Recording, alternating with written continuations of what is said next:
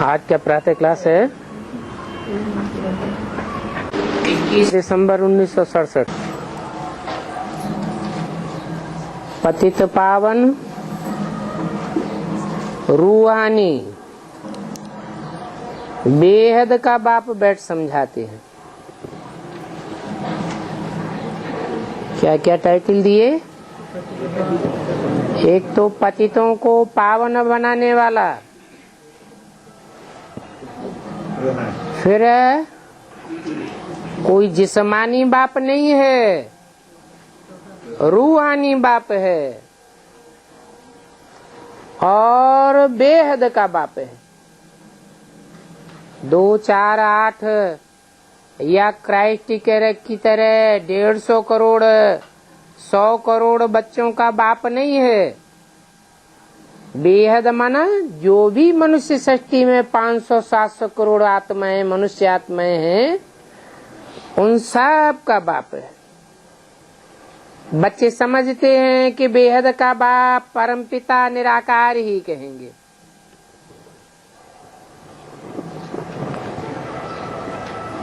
ऐसे बेहद के बाप 2 हैं। एक है मनुष्य सृष्टि का बाप और एक है आत्माओं का बाप। परंतु मनुष्य सृष्टि का जो साकार बाप है वो भी संसार में तब प्रत्यक्ष होता है जब निराकार बाप की तरह निराकारी स्टेज को धारण करे।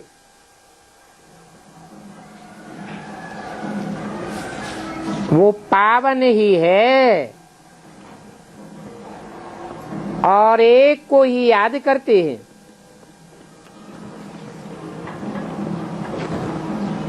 याद करने का पात्र एक ही है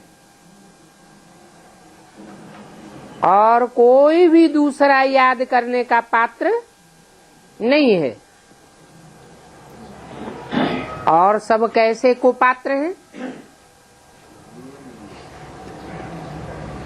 क्योंकि औरों को याद करेंगे तो नीचे गिरेंगे और उसे एक को याद करेंगे तो ऊपर उठेंगे। विष्णु को भी याद करने की दरकार नहीं है। क्यों? क्योंकि विष्णु भी देवता है, ब्रह्मा विष्णु शंकर भी देवता हैं। परम पिता परमात्मा नहीं कहेंगे।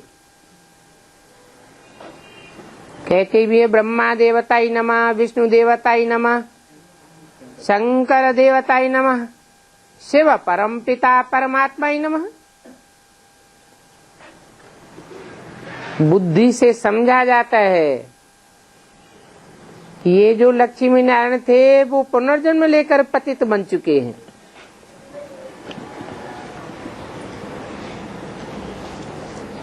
विष्णु ब्रह्मा सो विष्णु बनता है, फिर विष्णु से 5000 वर्ष के बाद पतित होकर फिर ब्रह्मा बनता है। और परमपिता परमात्मा तो कभी नीचे गिरता ही नहीं। तुझे वर प्योर है, सदैव एक रस है, उस एक को ही याद करना है। बच्चों की बुद्धि में सारा आदि मध्य अंत का ज्ञान है। बच्चे जानते हैं सिवाय पतित पावन बाप के ये ज्ञान कोई दे ही नहीं सकता। अभी तुम पुरुषार्थ करते हो मुक्ति, जीवन मुक्ति का, वहां तो मुक्ति से उतरकर फिर जीवन मुक्ति में आते हैं और जीवन मुक्ति से नीचे उतरकर फिर जीवन बंध में जाते हैं। कौन? ये लक्ष्मी नारायण। लक्ष्मी नारायण सोई फिर पूरे 84 जन्म लेते। तो चक्र तो सारा अभी तुम समझ गए हो। बाप ने समझाया है कि एक तो है ईश्वरीय मत,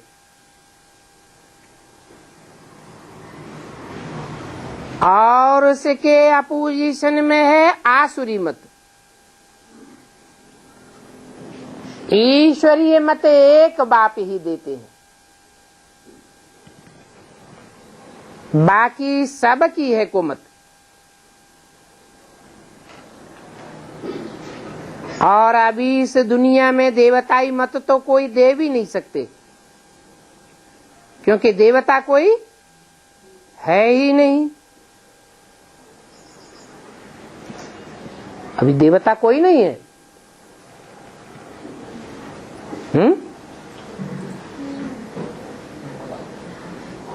कहेंगे इस मनुष्य सृष्टि पर देवता कोई नहीं है।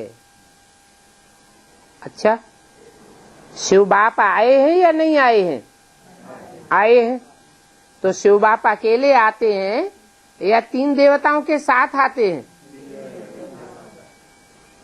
तो 3 देवताओं के साथ आते हैं तो कोई देवता भी होंगे ना, हैं? होंगे। अभी तो बोला देवताई मत तो कोई दे नहीं सकते, क्योंकि देवता कोई है नहीं।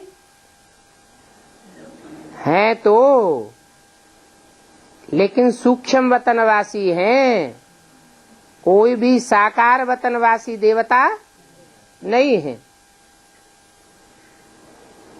तो अभी देवताएं हैं ही कहाँ जो मत देवें? देवताई मत यहाँ इस सृष्टि पर मिल ही नहीं सकती।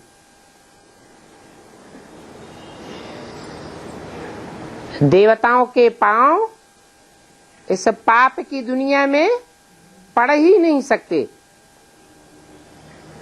बाकी तो मानव मत ही कहेंगे। मानव मत से बच्चे समझते हैं कि हम नीचे ही उतरते आए हैं। 2500 वर्ष की हिस्ट्री क्या कहती है कि मनुष्य मत पर चलते चलते हम नीचे ही उतरते आए। हमारी मेंटलिटी नीचे गिरती गई, मानसिकता नीचे गिरी है। फिर जब ईश्वरीय मत मिले तो ही देवता बने। जैसे यहाँ पर असुरों की मत चलती है, वैसे ही वहाँ फिर देवताओं की मत चलती है। वहाँ तो दुख की बात ही नहीं। शास्त्रों में तो बातें लिख दी हैं कि कृष्ण को कंस का डर था, तो किसी और युग की बात है या संगम युग की बात है? संगम युग में है कोई कृष्ण के रूप में पार्ट बजाने वाली आत्मा, जिसको कंस से मारे जाने का डर है।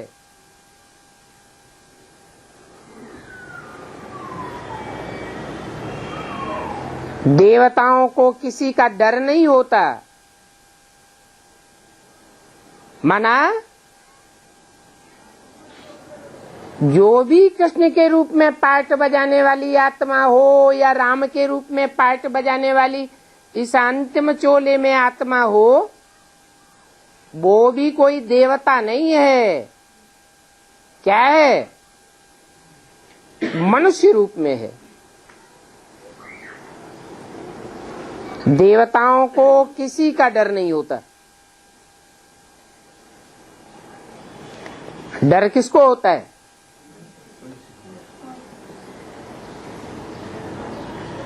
जो मन को चलाने वाला होता है, मन जिसका चंचल होता है, उसको डर होता है। देवताओं के मन में कोई चंचलता होती है क्या? कोई चंचलता नहीं होती। कि अंदर से ये इच्छा पैदा हो, इसकी ये चीज बहुत अच्छी है, हमें मिल जाए। ऐसा हमारे भी पास होता।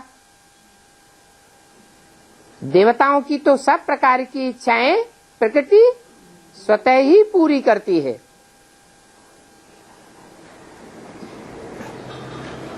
बाकी शास्त्रों में तो झूठी बातें हैं भक्ति मार्ग की, और भक्ति मार्ग में जो भी बातें हैं वो कहाँ की यादगार हैं? संगम युग की यादगार है। अभी तो तुम ज्ञान मार्ग में हो। ज्ञान मार्ग अर्थात जानकारी का मार्ग। तुम्हें जानकारी हुई है कि शास्त्रों में आटे में नमक मिसल सच्चाई है, और जो भी सच्चाई है वो इस संगम युग की है। जैसे झाड़ के पत्ते अथाह हैं, वैसे ही भक्ति भी बहुत पसारा में फैली हुई है। ज्ञान तो बीज है, बाकी सब भक्ति का पसारा है। और बाप है ज्ञान का सागर। ज्ञान का बीज तो थोड़ा होता है, भक्ति तो कितनी अथाह है। अब तुम बच्चों को बीज रूप ज्ञान सागर ने ये ज्ञान दिया है, उन ज्ञान सागर बाप को याद तो सभी करते हैं। कहते हैं कि काश ईश्वर तुमको अच्छी मत देवे जो तुम सुधर जाओ। ईश्वर की मत से ऐसे लक्ष्मी नारायण सुधरे हैं ना, इन लक्ष्मी नारायण की कितनी महिमा है।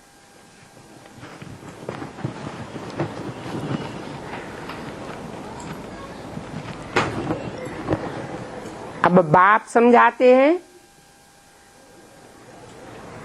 कि बच्चे ऐसा लक्ष्मी नारायण बनने के लिए अपन को आत्मा समझो। अब हम आत्मा को वापस घर जाना है।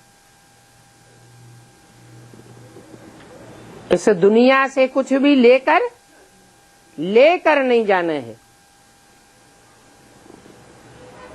पतित आत्माएं तो जा ही नहीं सकेंगी, पावन बनेंगे वो ही जा सकेंगे। जितना जितना पतितपना रह जावेगा उतना उतना सजा के भागीदार बन जावेंगे, और जितनी सजाएं खाएंगे उतना पद नीचा हो जाएगा, नंबर नीचे उतर जाएगा। पाप कहते हैं इस याद से ही तुम्हारे पाप कटेंगे, और दूसरा कोई उपाय नहीं है। कोई कहे हम तो बहुत ज्ञान धारण करे हुए हैं। ज्ञान अलग चीज और याद अलग चीज। रावण में कितना ज्ञान था, प्रकांड विद्वान था, है कहाँ की यादगार? इसी संगम युग की यादगार। परंतु रावण को जीवन मुक्ति का ज्ञान नहीं था। मुक्ति तो मिली, बाप कहते हैं मुक्ति तो मैं सबको देता हूं। जो भी 500-700 करोड़ मनुष्य आत्माएं हैं सबकी मुक्ति होती है। तो सब ज्ञानी होती है क्या? नहीं। ये शिक्षा आत्माओं को परमपिता बाप ही दे सकते हैं।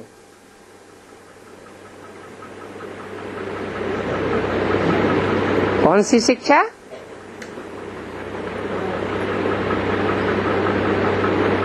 कि याद से तुम्हारे पाप कटते हैं।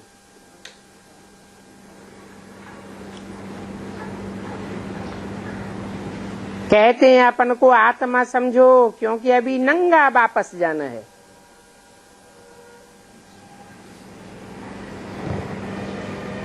वहां देवताओं को ऐसे नहीं कहेंगे नंगे जाना है। क्यों है? देवताओं को तो कोई प्रकार का देहभान होता ही नहीं है। उन्हों को तो वास्तव में नीचे उतरना होता है। नीचे उतरने के लिए देहभान त्यागने की बात है ही नहीं।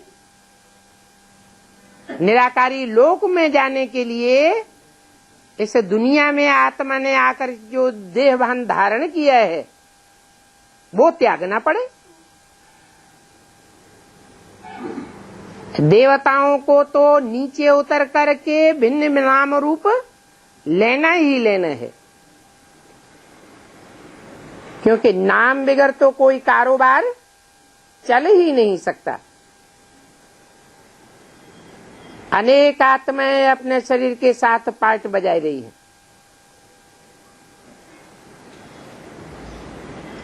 शरीर के साथ पार्ट बजाना माना देहभान में रहना। अभी सभी का पार्ट खत्म होना है। पार्ट तो देह के द्वारा ही बजाया जाता है। सबको वापस जाना है। तो बाप राय बहुत अच्छी देते हैं। एक तो कहते हैं पवित्र रहो। पवित्र रहो अर्थात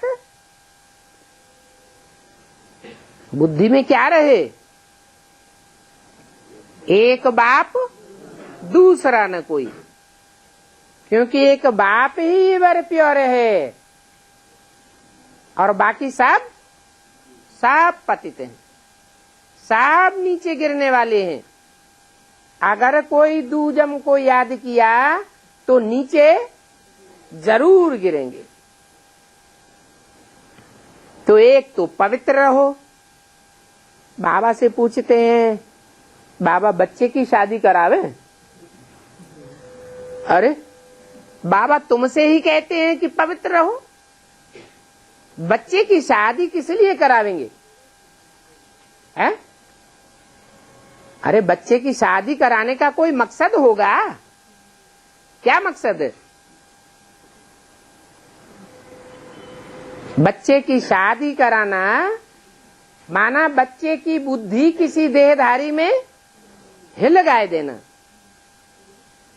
तो तुम खुद तो रहते हो पवित्र, पवित्र बनने का पुरुषार्थ करते हो और बच्चे को देहभान में लटकाना है। तो बाबा अभी करके डायरेक्शन नहीं देते हैं इस बात का कि बच्चे की शादी कराओ।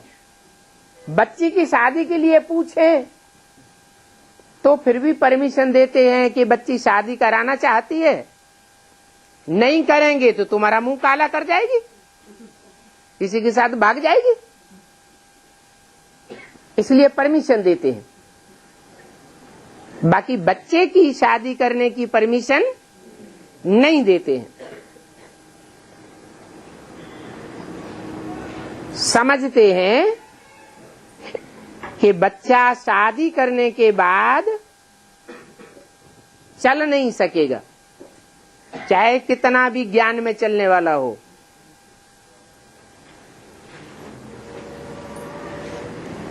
नहीं तो बच्चा अगर पवित्र रहने के लिए बाप की आज्ञा न माने तो बाप कहते हैं वो बच्चा बच्चा नहीं है, परंतु इतनी ताकत नहीं है जो श्रीमत पर चले। न चलते हैं तो ना फरमान बरदार ठहरे। बाप का फरमान मानते नहीं है गोया बाप की पहचान ही नहीं है। बाप तो कहेंगे उनको समझाओ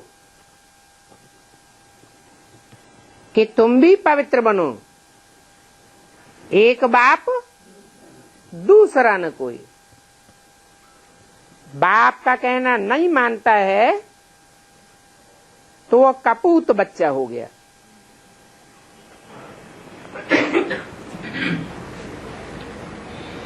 बाप देखते हैं इनमें इतनी ताकत नहीं है जो डायरेक्शन देवें। किने में? जो बच्चे पूछते हैं कि बाबा हम बच्चे की शादी करावें, तो बाप समझ जाते हैं कि इनमें इतनी ताकत नहीं है जो बाप के डायरेक्शन पर चल सकें और बाप के डायरेक्शन पर चलकर बच्चे को डायरेक्शन देवें कि पवित्र रहो। बाबा देखते हैं ये ठहर नहीं सकेंगे।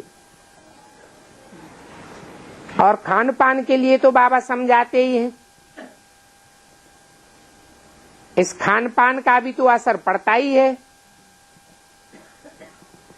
यहाँ तो बाप की मत पर एक्यूरेट चलना पड़े। बहू के हाथ का भी खाना नहीं है।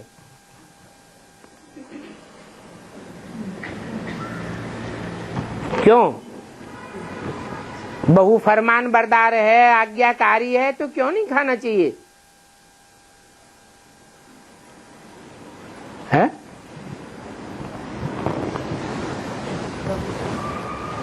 क्योंकि बहू किसकी बहू है? जिसकी बहू है वो कोई पुरुष ही है ना। और पुरुष सब दुर्योधन दुशासन है। इसलिए बाबा पहले से ही कह देते हैं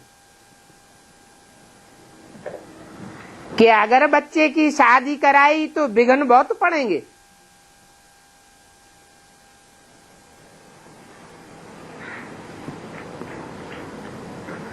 इसलिए फालो ब्रह्मा बाप।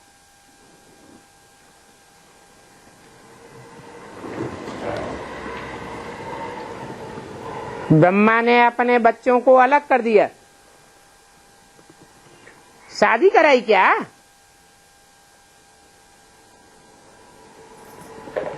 अगर बाप की बात न माने तो बहुत विघ्न पड़ेंगे। अबलाओं पर अत्याचार भी होते हैं। तो बाप तो ऐसे नहीं कहेंगे जो झगड़ा पड़े।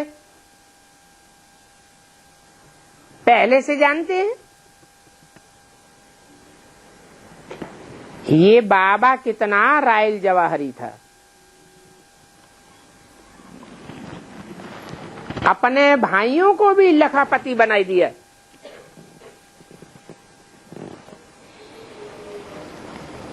पहले तो गरीब थे,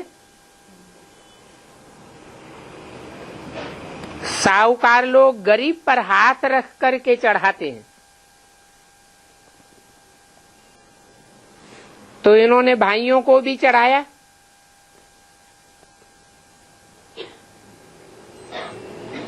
फिर जब देखा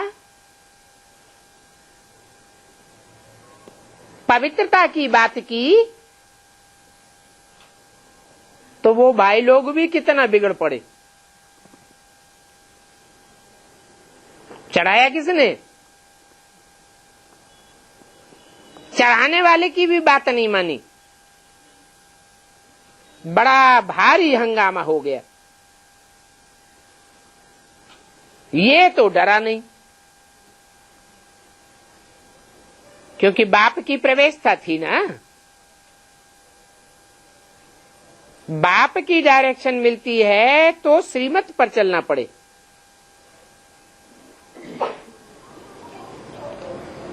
नहीं तो देवता कैसे बनेंगे? जो बाप की डायरेक्शन मिले और फिर भी न चले तो फिर उनका पद भी बहुत कम हो जाता है। ये राजधानी स्थापन हो रही है, राजधानी में कोई राजा हो और राजा कोई डायरेक्शन दे और कोई बात न माने तो राजा उसे ऊंची कुर्सी पर बैठाई देगा क्या? दंड का भागी बनाई देगा।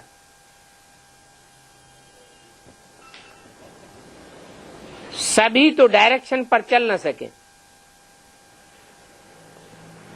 जो नहीं चलते हैं उनको वफादार, आज्ञाकारी, फरमान बरदार नहीं कह सकेंगे। ईश्वरीय मत पर तो पूरा चलना पड़े ना।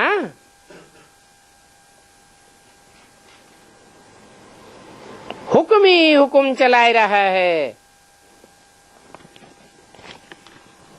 ईश्वर का हुक्म होता है ना। 21 दिसंबर 1967 की वाणी का दूसरा पेज। जो मानेंगे नहीं तो ऊंच पद पाए नहीं सकेंगे।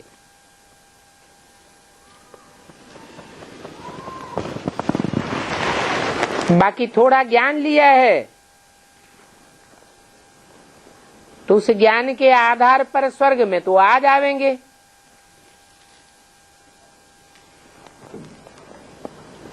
बस इतने में ही खुश हो जाते हैं कि चलो हम स्वर्ग में तो आ जाएंगे। ये नहीं समझते हैं कि स्वर्ग में भी अनेक प्रकार के मर्तबे हैं।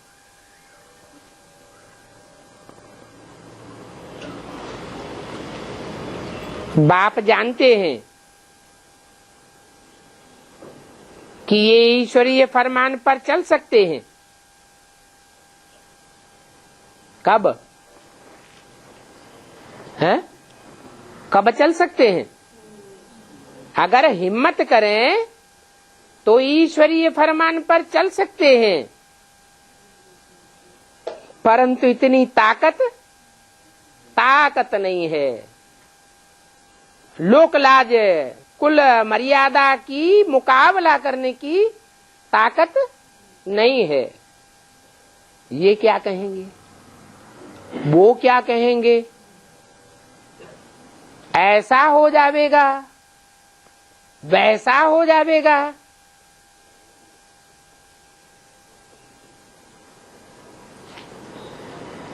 बाप की मत पर चलने की ताकत नहीं है तो जरूर पद भी ऐसा पावेंगे। स्वर्ग की स्थापना तो एक बाप ही करते हैं ना।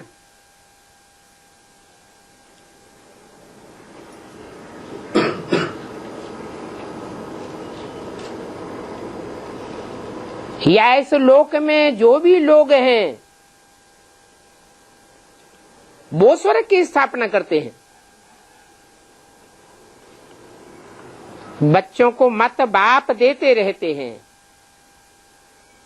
तुम ईश्वर की मत से कितना ऊंच बनते हो।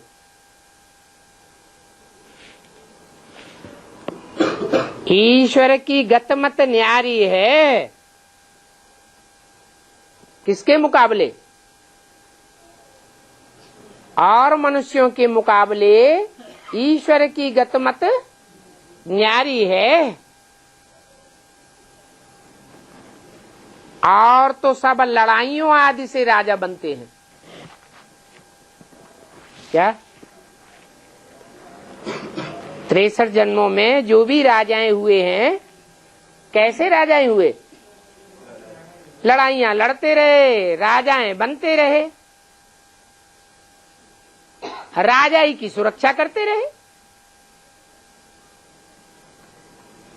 अच्छा, ये लक्ष्मी नारायण कैसे विश्व के मालिक बने?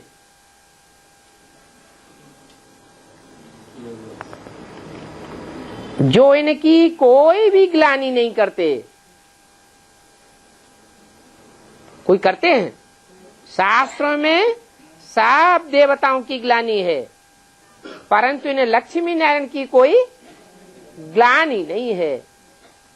तो ये किसकी मत पर चले होंगे? जरूर एक ऊंचते ऊंच बाप की मत पर चलते हैं। इसलिए उस बाप को कहते हैं ईश्वर। ईश माना शासन करता, वर माना श्रेष्ठ ते श्रेष्ठ। लड़ाई आदि के द्वारा शासन करना और शासक नहीं बनाता है।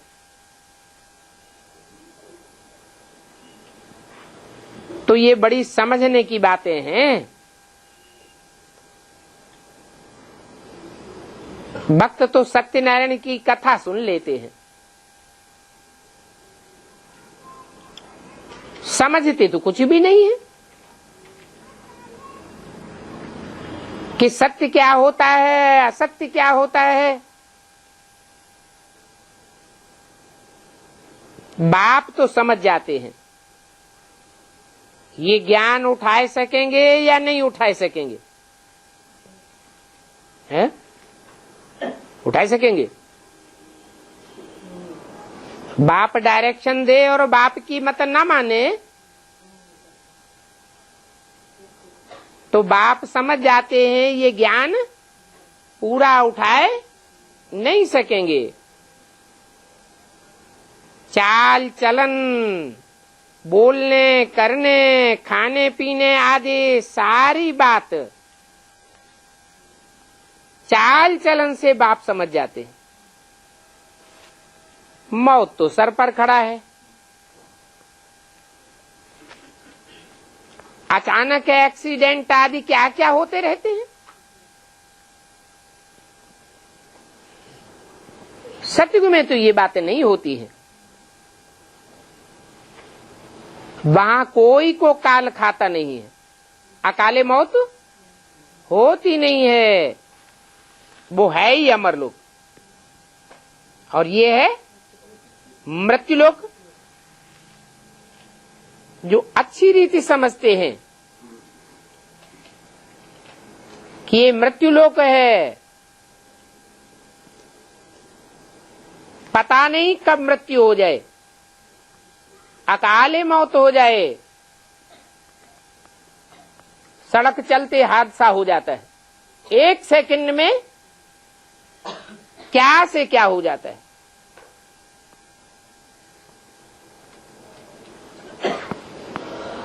जो अच्छी रीति समझते हैं वो तो झट पुरुषार्थ करते हैं, समझते हैं कि कहाँ बाप की अवज्ञा न हो जाए।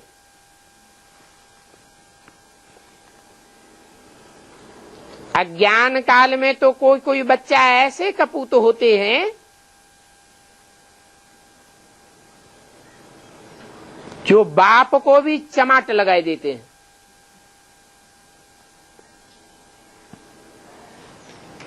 उन्हें कपूत कहेंगे या सपूत कहेंगे?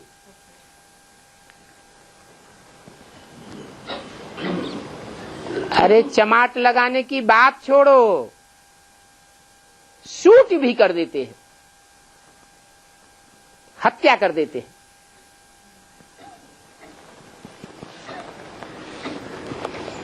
वहां नई दुनिया में तो ऐसी बातें होती नहीं है।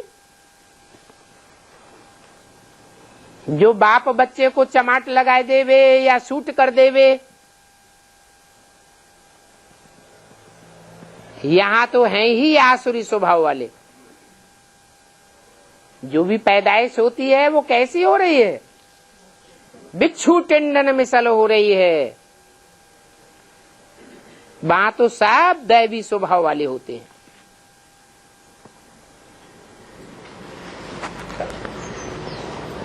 पारलौकिक बाप के बन गए तो फिर लौकिक बाप को कुछ दे नहीं सकते।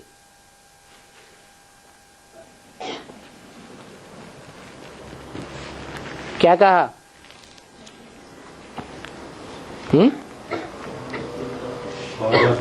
जो पारलौकिक बाप के बच्चे बन गए वो फिर लौकिक बाप को कुछ भी दे नहीं सकते।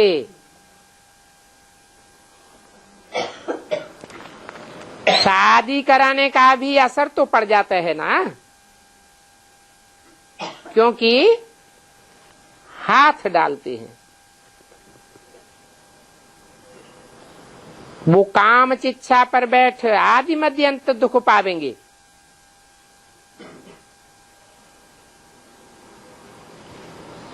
मान लो एक बाप को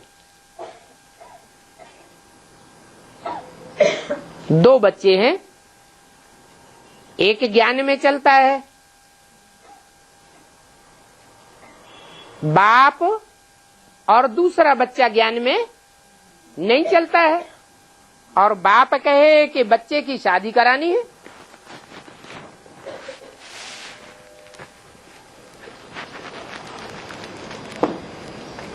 तो कुछ न कुछ सहयोग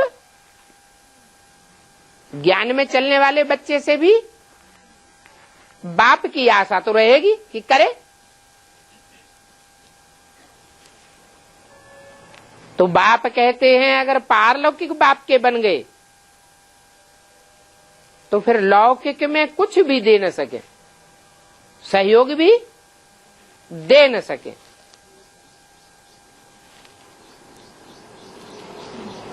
शादी आदि कराते हैं, शादी आदि कराने में सहयोग का हाथ डालते हैं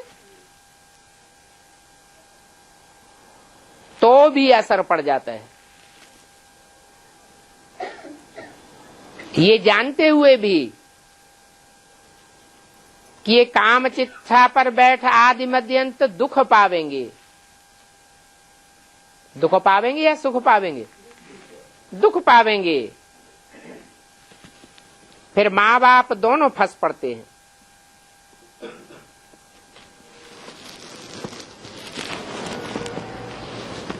ये ज्ञान की बड़ी महीन बातें हैं। थोड़े में ही नहीं खुश हो जाना है। मनुष्यों के पास तो करोड़ों रुपए हैं,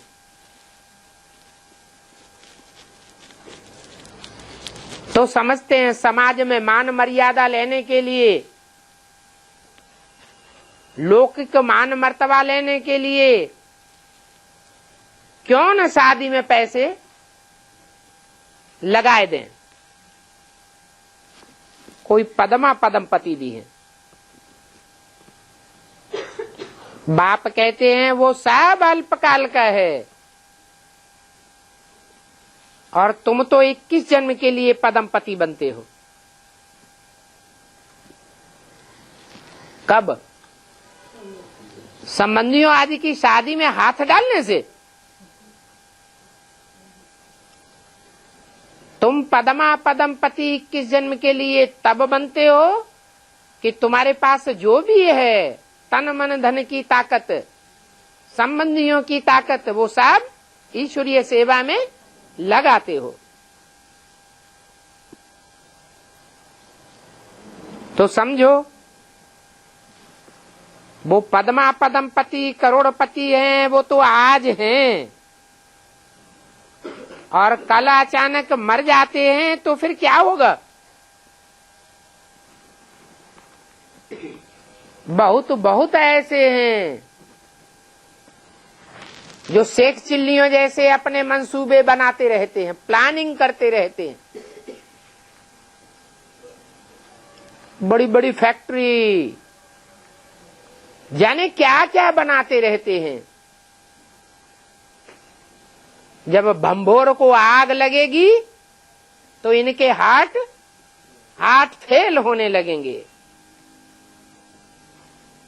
अचानक मर जाएंगे। फिर क्या होगा? फिर तो कुछ भी नहीं होगा, कोई कमाई नहीं कर सकेंगे। इसके लिए सन्यासी कहते हैं काग विष्टा समान सुख है। उनको स्वर्ग के सुखों का पता ही नहीं है कि स्वर्ग के सुख एक जन्म के लिए नहीं होते या अल्पकाल के लिए नहीं होते, 21 जन्मों तक, पूरा 2 युगों तक, 2500 साल तक स्वर्ग के सुख चलते हैं।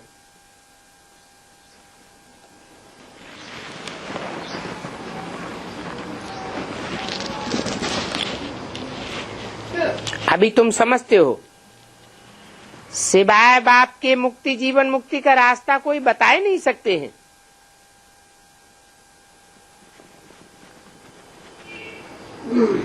सिर्फ सीढ़ी के चित्र पर भी अगर कोई समझ जाए तो अहो सौभाग्य।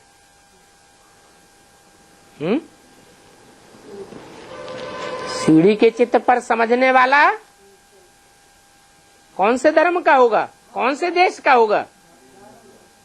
असल भारतवासी होगा तो सीढ़ी के चित्र पर समझ जाएगा। उसको चारों चित्रों में अच्छा चित्र कौन सा लगेगा? सीढ़ी का चित्र।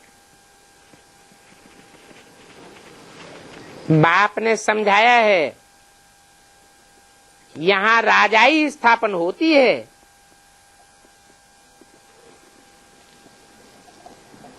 बाप आकर राजाओं के राज्य की स्थापना करते हैं। और कली की दुनिया में, सारी दुनिया में क्या स्थापन हो जाता है? प्रजा के ऊपर प्रजा का राज्य स्थापन हो जाता है। बाप आकर के राजा ही स्थापन करते हैं और राजाएं भी नंबरवार उतरते जावेंगे। कहां? बाप आकर जो राजाई स्थापन करते हैं, उस राजाई में भी जो भी पीढ़ी दर पीढ़ी राजाएं आने वाले होंगे, वो सब नीचे उतरते जावेंगे। ऐसे नहीं कि बाद में आने वाला कोई राजा पहले वाले राजाए से उच्च पद पाने वाला होगा। नंबरवार उतरते जावेंगे। थोड़ी देर से आने से ही दुनिया कुछ तो पुरानी होगी ना। तो पुरानी दुनिया में आने वाले उच्च पद पाने वाले होंगे या नीच पद पाने वाले होंगे? नीचे उतरने वाले ही होंगे। मकान पुराना होता है तो उसकी मरम्मत करानी पड़ती है। मकान की कीमत घट जाती है कि बढ़ जाती है? घट जाती है। बच्चे समझते हैं। अभी हम तो नई दुनिया में जावेंगे। हम जिस नई दुनिया में जाते हैं वो तो थोड़ी भी पुरानी होगी कि नहीं होगी? है? थोड़ी भी दुनिया पुरानी नहीं होगी, परसेंटेज में भी पुरानी नहीं होगी। हम 100% नई दुनिया में जाते हैं। नई दुनिया सतयुग को कहा जाता है।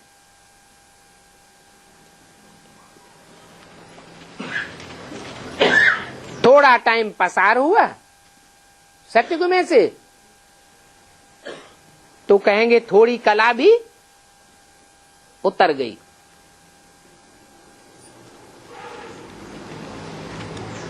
उसमें भी 100 वर्ष के बाद तो जरूर कहेंगे ये 100 वर्ष पुराना है। लाइफ का तो टाइम लेना चाहिए ना।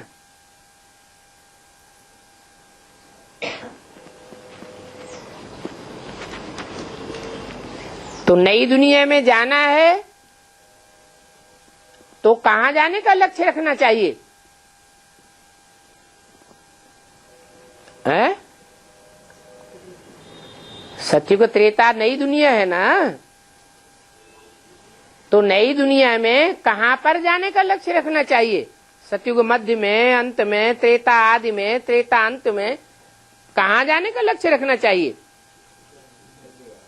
एकदम सतयुग आदि में जाने का लक्ष्य रखना चाहिए। इसके लिए पूरा पुरुषार्थ करना चाहिए। अगर अधूरा पुरुषार्थ किया, अधूरी मत पर चले, तो उतरती कला वाली दुनिया में जावेंगे या संपन्न कला वाली दुनिया में जावेंगे। अभी तुम समझ गए हो कि नंबरवार आत्माएं कैसे नीचे उतरती हैं, कैसे उतरती हैं? है संगम युग में यहाँ किए हुए पुरुषार्थ के आधार पर आत्माएं नंबरवार नीचे उतरती है। जैसे जैसे यहाँ उतरती हैं, वैसे ही वहां जाकर के खड़ी हो जाएंगी। जैसे चंद्रमा स्टार आदि भी आकाश तत्व में खड़े हैं ना, वो किसी के आधार पर हैं क्या? वैसे आत्माएं भी महत्तत्व में खड़ी हो जाती हैं। अपने अपने किए हुए संपन्न पुरुषार्थ के आधार पर। सबका एक जैसा पुरुषार्थ तो हो नहीं सकता। जैसे स्टार्स चमकते हैं, वैसे निराकारी दुनिया में आत्माएं चमकती हैं। महसूस करते हो हम ये शरीर छोड़ ऐसे जाकर के महत्तत्व में लटकेंगे। आधार कुछ भी नहीं होता। मनुष्यों को इन बातों का कुछ भी पता नहीं है। भले यहां सुनते भी हैं, परंतु बहुत हैं जिनको कुछ भी धारणा नहीं होती, कुछ भी समझते नहीं। उनके लिए जैसे ये फ्रेंच बोली जा रही है, क्या जैसे भाषा समझते ही नहीं। कहते हैं ना, इनकी तो भाषा ही कुछ दूसरी है। भले हिंदी में कोई बोलने वाला है तो भी क्या कहते हैं? इनकी तो भाषा ही बदल गई, माने बात समझ में नहीं आती। भक्ति मार्ग वाले भी तुम्हारे पास ऐसे आवेंगे, कुछ भी समझेंगे नहीं। उनकी बुद्धि में कुछ भी बैठेगा नहीं। उनको भक्ति ही याद आती रहेगी।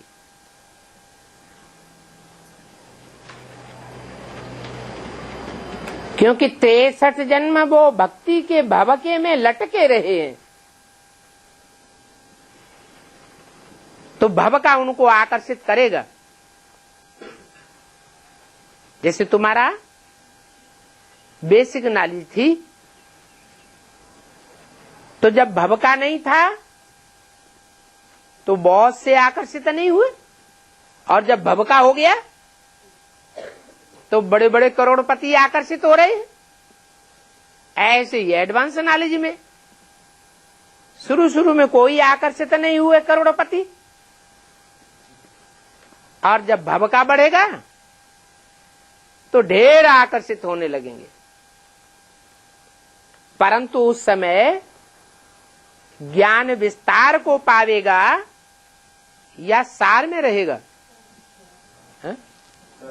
हर सार तो तुमने लिया। जब ज्ञान सतो प्रधान था तो सार में था, और जैसे जैसे टाइम बीतता जाता है ज्ञान भी सतो प्रधान से सतो रजो तमो में बढ़ता जाता है, तो वो भी विस्तार में जा रहा है। तो इतना विस्तार, इतनी ज्ञान की गहराई तो नई आने वाली आत्माएं समझ नहीं सकेंगी। उनको भवका ही अच्छा लगेगा। इस ज्ञान में तो शांत रहना पड़ता है, सिर्फ अपने बाप को याद करना है, स्वधर्म में टिकना है, कोई भवका आदि कराने की बात नहीं है। आत्मा का स्वधर्म है ही शांत। अब शांति धाम तो वह ठहरा ना, कौन सा? वह माने मन। वह क्यों कह दिया? ये तो अशांति की दुनिया है। यहां शांति धाम कहां से आया? माना पुरुषार्थियों की जो ऊंची स्टेज है, ऊंचे स्टेज के पुरुषार्थियों का जो संगठन है, वो शांति धाम बनाएगा, या नीची स्टेज के पुरुषार्थियों का संगठन शांति धाम बनाएगा?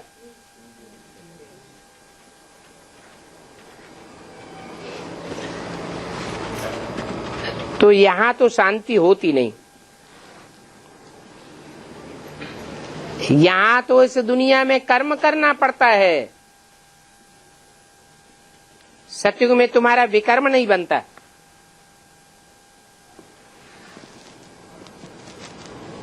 क्योंकि वहां रावण ही नहीं होता है, और यहां तो इस दुनिया में रावण का पूरा अस्तित्व है।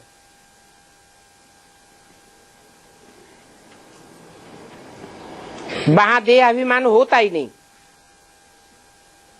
यहां तो देह अभिमानी आकर के कैसे उल्टे सुलटे काम करते रहते हैं।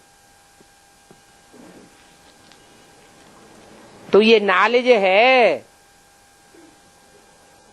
इसमें एक तो पवित्र भी रहना पड़े,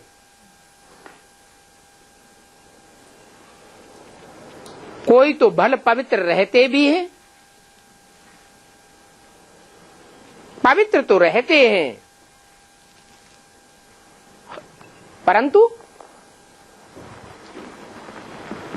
परंतु नॉलेज बुद्धि में बैठती नहीं है जो दूसरे को समझा सके। कुमारियां हैं, पवित्र तो हैं, परंतु कोई कोई की बुद्धि में बिल्कुल ज्ञान बैठता ही नहीं।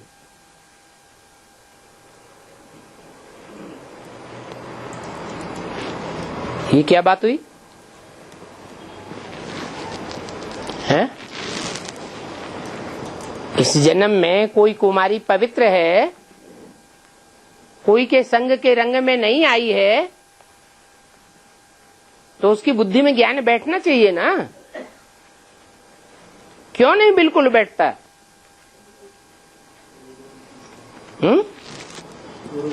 हाँ, भले इस जन्म में पवित्र है, परंतु पूर्व जन्म का हिसाब किताब तो काम करेगा ना।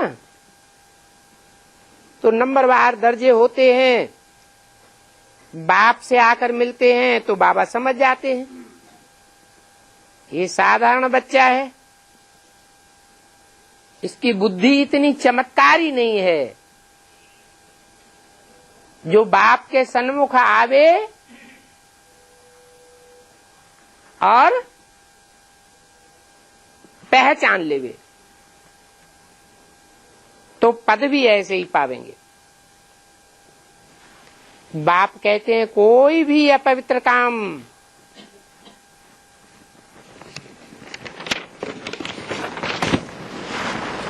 कायदे के विरुद्ध नहीं करना चाहिए।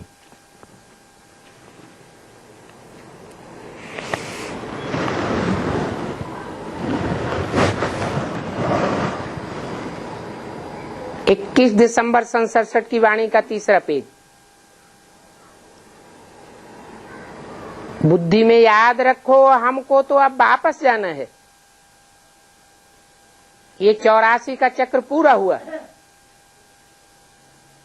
ये दुनिया भी पुरानी हो गई और ये शरीर भी पुराना है। हम आत्मा जैसे नंगे आए थे वैसे ही अब नंगे जाना है। देह देह के संबंधी और देह के इस दुनिया के कोई भी पदार्थ अब वापस नहीं ले जावेंगे। सिर्फ योग बल से पवित्र बनना है। कोई भी साधन अंत में काम नहीं आवेंगे। पवित्र नहीं बनेंगे तो अंजाम क्या होगा? हैं? पदभ्रष्ट हो जाएगा, क्योंकि जितनी सजा खावेंगे उतना पद नीचा हो जाएगा। इस समय सबकी वानप्रस्थ अवस्था है। वानप्रस्थ अवस्था सबकी है।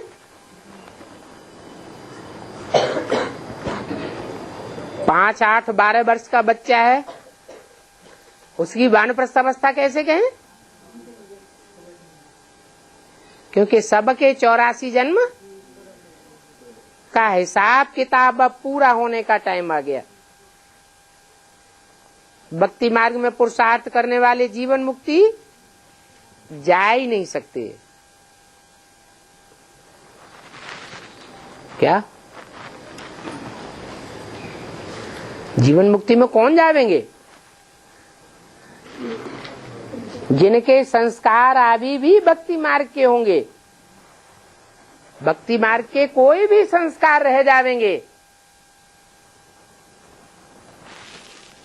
तो जो नई दुनिया में जीवन मुक्ति में जाना है वो आस पूरी नहीं हो सकेगी।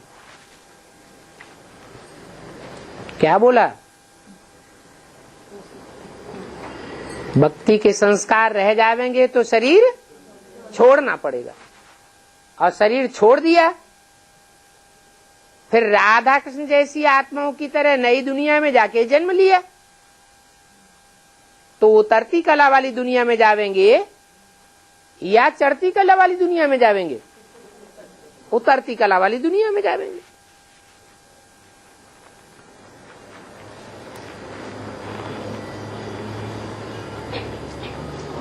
पतित पावन सदगति दाता वो बाप ही है।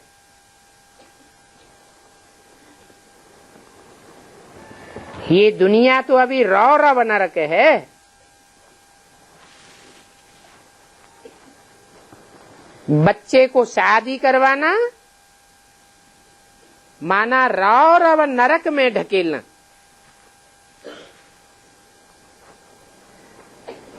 बुद्धि से ये बात समझनी है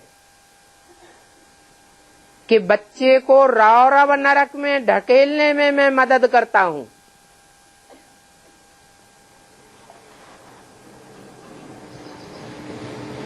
तो इसका पाप नहीं चढ़ेगा क्या? हैं? चढ़ेगा या नहीं चढ़ेगा?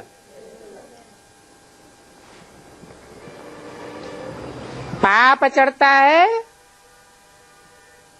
जरूर मैं पापात्मा बन जाता हूं।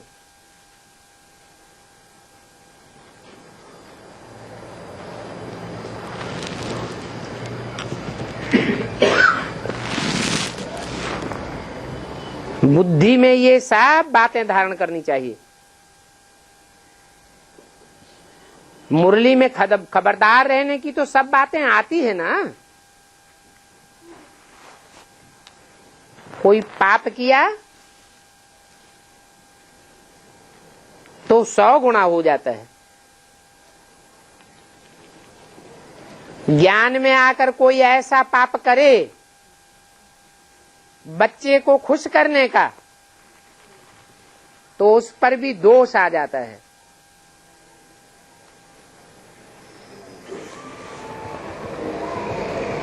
ये है किसी का खून करना। बुद्धि में नहीं आता है, काम कटारी से तो 1-2 का खून कर डालेंगे। और ये बात धारण करने में बहुत सहन भी करना पड़ता है। बच्चा शादी कराना चाहता है, माँ बाप ज्ञान में चलते हैं, शादी करने के लिए इनकार करते हैं तो बच्चा कामेशु क्रोधेशु हो जाएगा। फिर माँ बाप को बहुत सहन भी करना पड़े। बाप सुनते हैं तो बाप को तरस भी आता है। औरों को भी सावधान करने के लिए बाबा समझाते हैं। अपने हाथों से बच्चों का खून नहीं करना है, माना बल मित्र संबंधी उसकी शादी करावें, लेकिन हम उस काम में हाथ न डालें। बाबा से पूछेंगे, बाबा से अगर पूछेंगे, बाबा बच्चा शादी कराने के लिए जोर देता है, शादी करावें, तो बाबा क्या कहेंगे? हैं? अरे बाबा क्या डायरेक्शन देंगे? अरे पूछता क्यों है? मुरली में तो बार बार बोला है शादी शादी बर्बादी, फिर भी पूछते हैं तो बाबा कहेंगे अच्छा भल कराओ। जो ज्ञानवान बच्चा होता तो पूछता ही नहीं। ज्ञानवान खुद समझते हैं और समझ भी सकते हैं, वो कब पूछेंगे ही नहीं।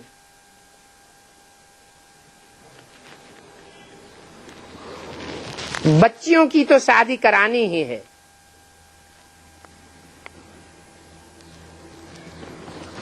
अगर ज्ञान में नहीं चलती है और शादी कराना चाहती है तो आप ही जाकर डूबती है तो उनको तो कराना ही पड़े।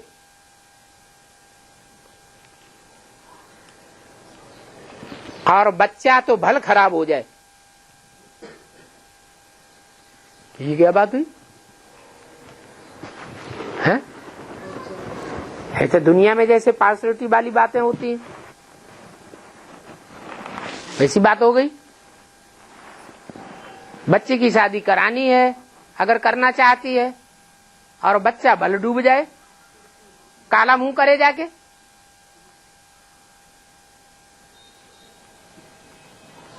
बच्चा भल खराब हो जाए, उनका ख्याल नहीं रहेगा। बच्ची की तो शादी कराना ही पड़े।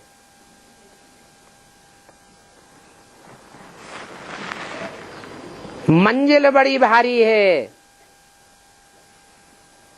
टीचर को स्टूडेंट वो ही अच्छे लगेंगे जो अच्छे मार्क्स से पास होते हैं। बहुत स्टूडेंट्स फेल हो गए तो टीचर की आबरू ही चली जावे। ये तो बाप कहते हैं मैं कल्प कल्प आकर बच्चों को समझाता हूं। कल्प कल्प पुरुषार्थ अनुसार जो पद पाया है वो ही पद पावेंगे।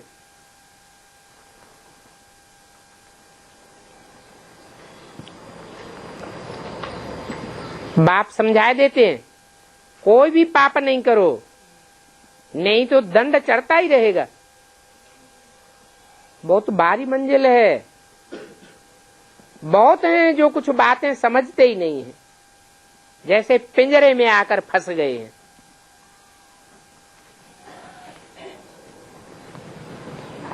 कितने आश्चर्यवत कथंती सुनंती भागंती हो गए, माया के पास चले जाते हैं। तो ऐसे आश्चर्यवत भागंती होने वालों की माया बहुत खातिरी करती है। जैसे हिंदू से क्रिश्चियन बनते हैं तो हिंदू से क्रिश्चियन बनने वालों की क्रिश्चियन कितनी खातिरी करते हैं, करते हैं या नहीं? ये भी माया के बनते हैं तो माया बहुत सुख देती है। माया भी कोई कम थोड़े ही है। बड़ी शक्तिवान है। बाप को ऑलमाइटी कहते हैं, परंतु माया भी ऑलमाइटी है। एकदम रौरव नरक में ढकेल देती है। तो देखो, माया भी कम शक्तिवान नहीं है।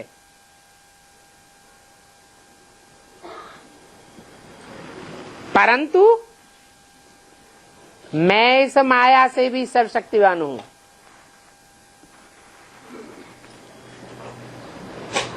वह मेरे से शक्तिवान हो जाती है।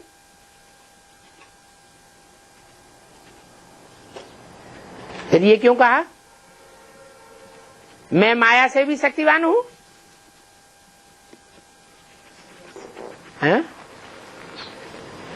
क्योंकि आखिरीन विजय हिम्मते बच्चे मददे बाप की ही होती है। आखिरीन माया की विजय नहीं होती है। परंतु अभी कहेंगे माया भी शक्तिवान है।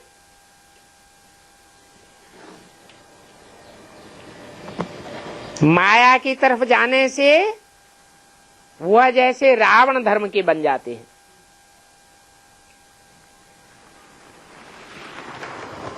तो उन बच्चों के लिए क्या कहेंगे? हिम्मते बच्चे मदद है बाप। उनके लिए तो नहीं कहेंगे।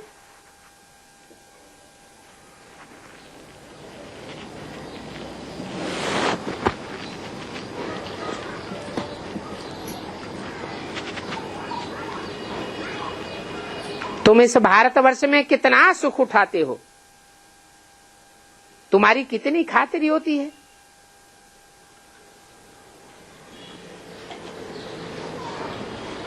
बाप समझाते हैं रावण की चक्करी में नहीं आ जाना। वो भी खातिरी करते हैं।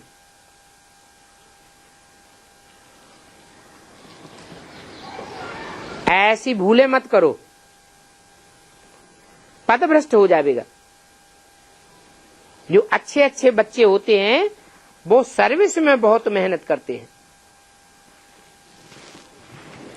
समझाते समझाते गला ही घुट जाता है। गला घुट जाता है तो भी सर्विस को छोड़ते नहीं है। हमको तो सर्विस करके भारत को स्वर्ग बनाना ही है। ये बाबा ने हमको ड्यूटी दी है। बाप बेसमझ को कितना समझदार बनाते हैं। उनकी श्रीमत से हम कितना ऊंच बनते हैं। बाकी टाइम बहुत थोड़ा है। विनाश के समय तो ज्ञान कोई उठा ही नहीं सकेंगे। क्यों नहीं उठा सकेंगे? क्योंकि शांति के टाइम पर पढ़ाई अच्छी होती है। जब अशांति हो जाएगी दुनिया में तो कोई पढ़ाई गहराई से नहीं पढ़ सकेंगे। कोई तो बहुत मुझ पढ़ते हैं। जो पक्के होते हैं उनके लिए मरुआ मौत मलू का शिकार। जो सर्विसेबल बच्चे होते हैं वो याद को पढ़ते, वो ही बाप को याद पढ़ते हैं। जो बच्चे बहुतों को आप समान बनाते हैं उनको ही अंत में अतीन्द्रिय सुख रहता है। उनको फिर मित्र संबंधी आदि कोई भी याद नहीं पड़ेंगे। समझेंगे, अनुभव करेंगे आप मुए मर गई दुनिया। जो बाबा को फॉलो करने वाले बच्चे होंगे वो कब दुनियावी बातें पूछेंगे ही नहीं। बाबा समझ जाते हैं ये दुनियावी बातें पूछते हैं माने इनकी दुनिया में लागत है। बाप समझाते तो बहुत सहज है। नरकवासी से स्वर्गवासी बनना है। जो नरकवासी होते हैं उनसे दिल बिल्कुल हट जाती है। कोई तो और ही बहुत संबंध जुटाई लेते हैं। इस नरक की दुनिया में संबंध बढ़ाना थोड़े ही चाहिए। अभी संबंध बढ़ाने का टाइम है या तोड़ने का टाइम है? बहुत फर्क हो जाता है। बाबा से पूछें तो बाबा झट बतावेंगे इस हालत में तुम्हारा शरीर छूट जाए तो तुम जाकर के साधारण प्रजा में जन्म लेंगे। बाप समझ जाते हैं ये सीढ़ी चढ़ नहीं सकेंगे। तुमको तो याद करना है एक शिव बाबा को, घर को भी याद नहीं करना है। घर में जो बाप रहते हैं उनको याद करना है। घर ब्रह्म तत्व को तो सन्यासी याद करते हैं, तुमको तो शिव बाबा को याद करना है। एक शिव बाबा दूसरा न कोई। मेहनत करते रहें तो तुम्हारी वो अवस्था हो जाएगी। अच्छा, मीठे मीठे सिकिल दे बच्चों प्रति रूहानी बाप दादा का याद प्यार गुड मॉर्निंग। रूहानी बच्चों को रूहानी बाप की नमस्ते।